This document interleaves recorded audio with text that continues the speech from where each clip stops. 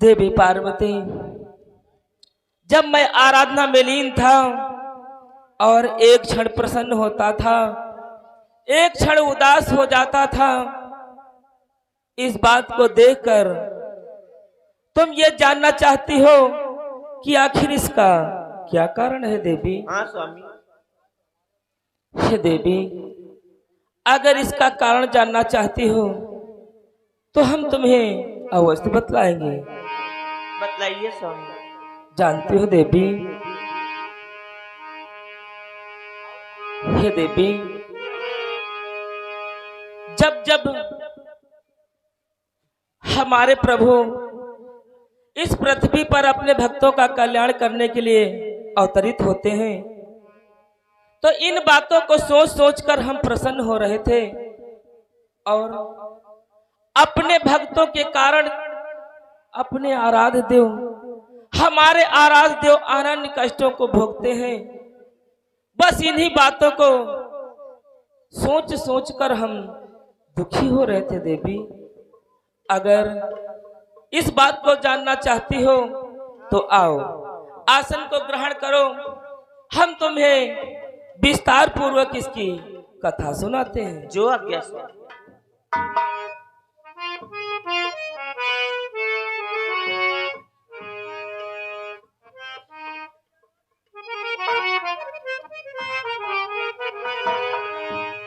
हे देवी, सर्वप्रथम हम जानते हो तुम्हें क्या बतलाएंगे कि उमा कहूं मैं अनुभव अपना,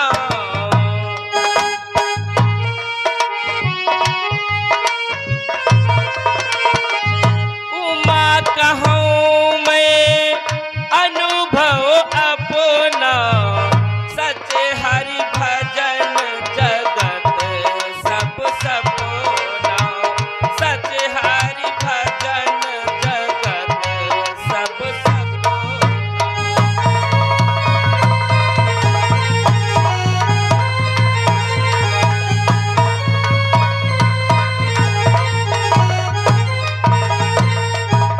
हे देवी पार्वती, हम अपने अनुभव से तो यही कहते हैं कि इस संसार के मध्य जो भी है सब कुछ माया मोह है। अगर जो है सो वो बस हरि प्रभु नारायण का भजन व कीर्तन, उनका चिंतन ही है।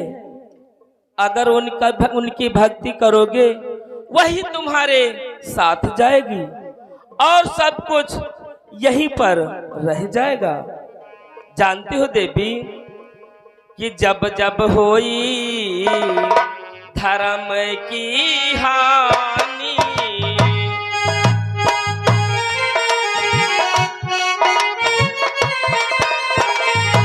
जब जब होई धर्म की हानि, बाढ़ई अधम असुर अभिमानी, बाढ़ई अधम असुर अभिमानी।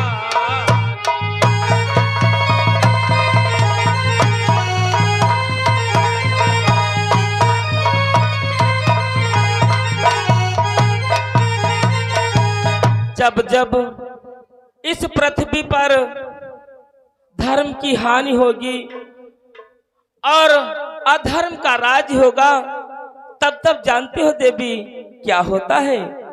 तब तब होई विवाद शरीरा। हाँ देवी, तब तब हारी धारी विवाद शरीरा, हरहि कृपा निधि सज्जन पीरा, हरहि कृपा निधि सज्जन पीरा।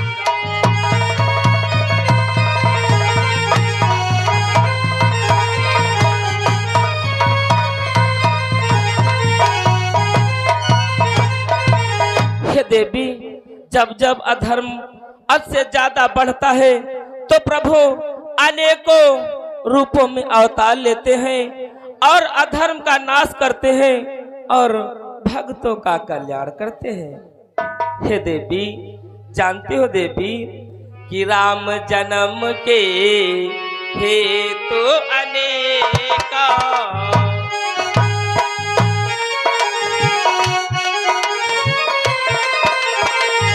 राम जन्म के हेतु अनेका, एक विचित्र एक से एका, एक विचित्र एक से एका।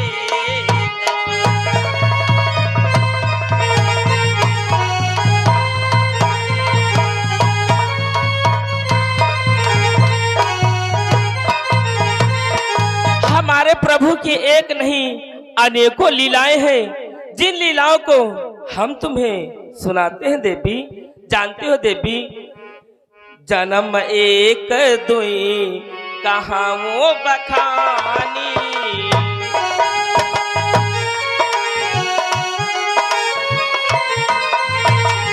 जन्म एक दो कहाँ वो बखानी, सावधानी सुनी सुमति भवानी, सावधान सुनी सुमति भवानी।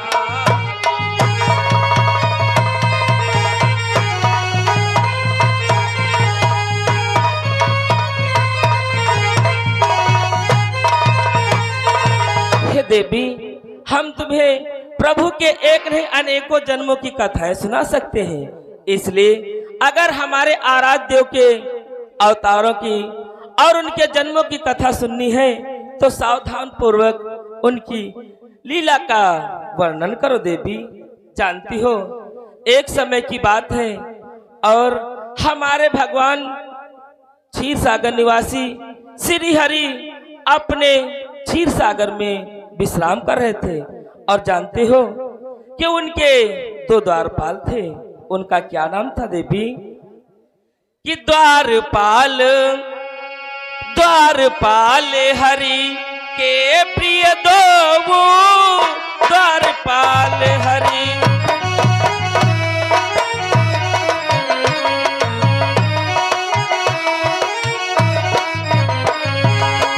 द्वारपाल हरि, द्वारपाल हरि के प्रिय दो, हरि और विजय,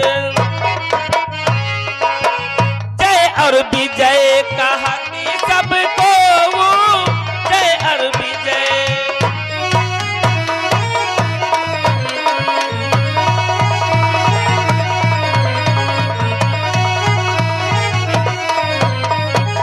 हमारे प्रभु के दो प्रिय द्वारपाल थे जिनका नाम था जय और विजय। वह प्रतिदिन क्षीर सागर की देखभाल किया करते थे, द्वार की निगरानी किया करते थे। जो भी द्वार पर आता था उनसे पूछकर ही क्षीर सागर में प्रवेश होता था। और ब्रह्मदेव के 4 मानस पुत्र थे, सनत, सनंदन, संतादिक, सनत कुमार। वह प्रतिदिन प्रभु के दर्शन करने हेतु आया करते थे। किंतु एक दिन जब दर्शन करने के लिए आ रहे थे, उससे पहले ही भगवान विष्णु ने जय और विजय को बतला रखा था कि आज क्षीर सागर में किसी को नहीं आने देना है, क्योंकि हम आज विश्राम करेंगे। प्रभु के कहने के अनुसार जय और विजय क्षीर सागर के द्वार बंद कर देते हैं। और वह जब ब्रह्मदेव के मानस पुत्र प्रभु के दर्शन करने हेतु आते हैं तो जय और विजय उन मानस पुत्रों को रोकने का प्रयत्न करते हैं। तब जानती हो क्या हुआ देवी? विप्र श्राप थे दोनों भाई, विप्र श्राप थे,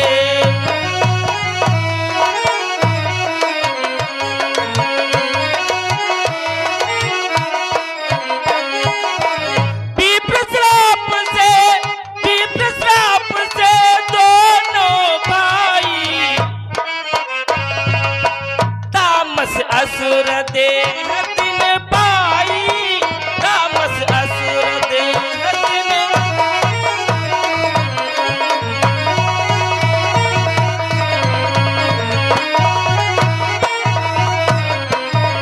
और जानती हो देवी, एक बार तिनके हित लागी,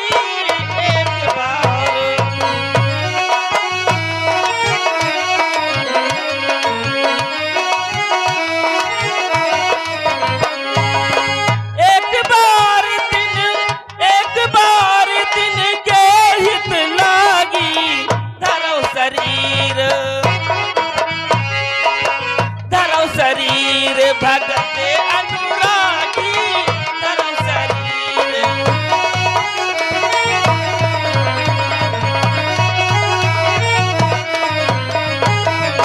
उन मानस पुत्रों के द्वारा जय और विजय को तीन जन्मों तक राक्षस कुल में रहने का श्राप मिल गया, जिसके कारण जय और विजय को एक नहीं तीन बार राक्षस योनि में जन्म लेना पड़ा।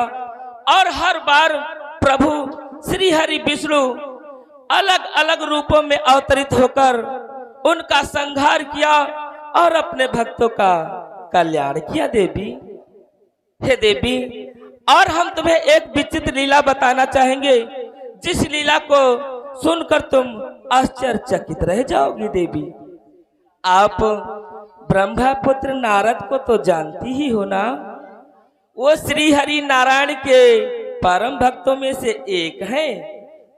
जानती हो नारद के द्वारा क्या हुआ एक बार? हे देवी पार्वती, कि नारद श्राप दीन एक बारा, नारद श्राप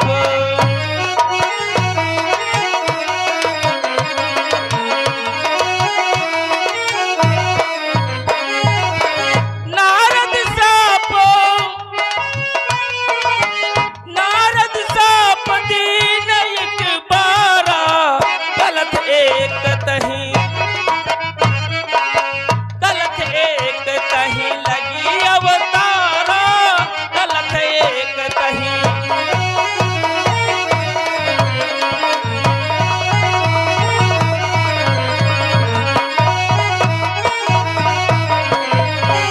देव ऋषि नारद के द्वारा श्री हरि विष्णु को श्राप मिला। देवी पार्वती, आप तो जानती ही हो, श्री हरि के बारे में देवर्षि नारद कुछ भी ऐसा वैसा सुनना पसंद नहीं करते।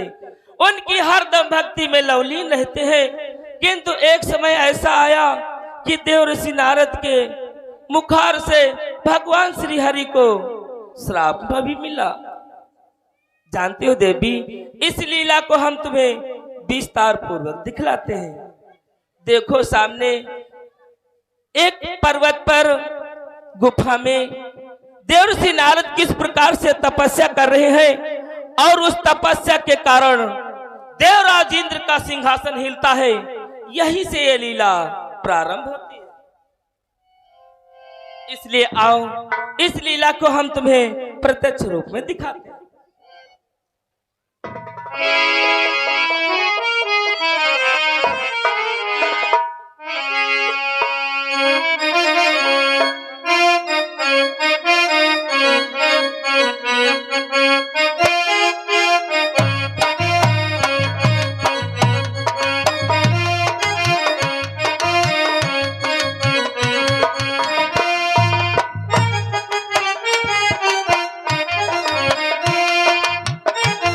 क्या बात है भाई।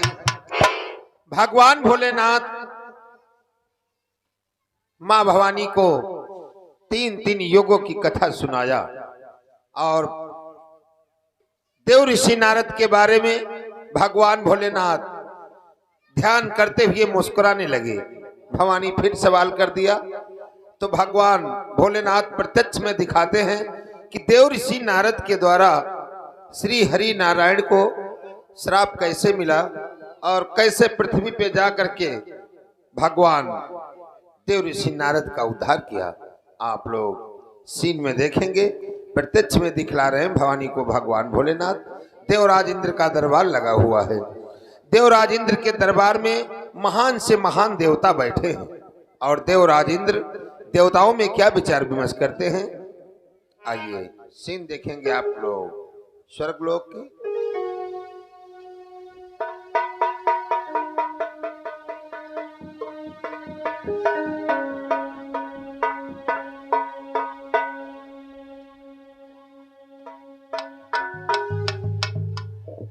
और देव ऋषि नारद घनघोर तप कर रहे हैं और उनके द्वारा कैसे देवराज इंद्र का सिंहासन हिलता है।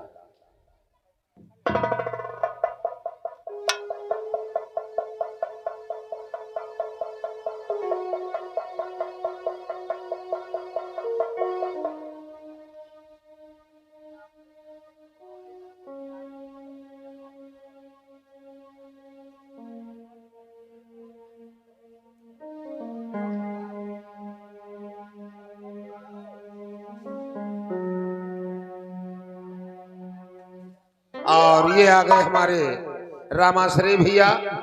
रामाश्रय भैया रहमाबाद की ओर से ये 20 रुपया देव ऋषि नारद के शीन पे दिया है। बहुत बहुत धन्यवाद।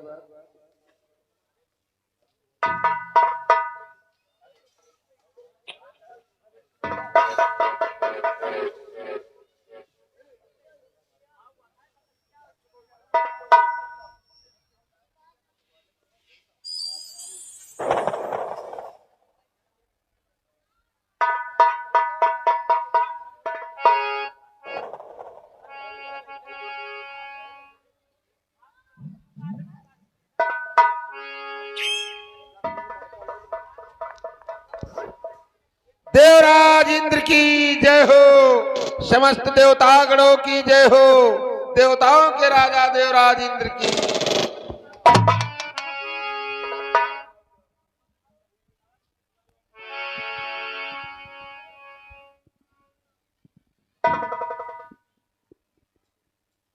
सभा में उपस्थित समस्त देव वृंदों, मेरी ही इच्छा से पवन देव अपने वेग को भूतल पर चलाते हैं। मेरी ही इच्छा से सूर्यदेव अपने प्रकाश को भूतल पर फैलाते हैं। हम देवराज इंद्र हैं। हमारी इच्छा से वरुण देव अपने जल की वृष्टि भूतल पर करते हैं और हमारी सेवा में सदैव परिया तत्पर रहती है। क्योंकि हम देवराज इंद्र हैं, हमारे हृदय में आज कुछ एक विचार उत्पन्न हो रहा है। देवताओं, कौन सा और कैसा विचार राजन? मंत्रीवर, आप जानना चाहते हैं कि मेरे हृदय में कौन सा विचार उठ रहा है? देवगणों, मैं कई दिनों से सोच रहा, पर सोच सोच रह जाता हूँ।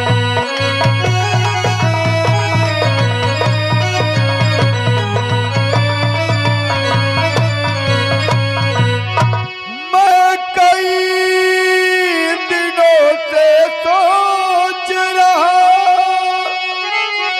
पर सोच सोच रह जाता हूँ। एक आती है एक जाती है, पर निर्णय ना कर पाता हूँ।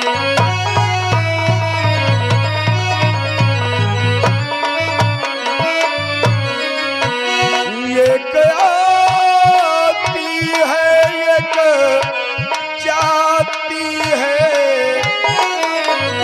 कुछ प्रकट नहीं कर पाता हूँ।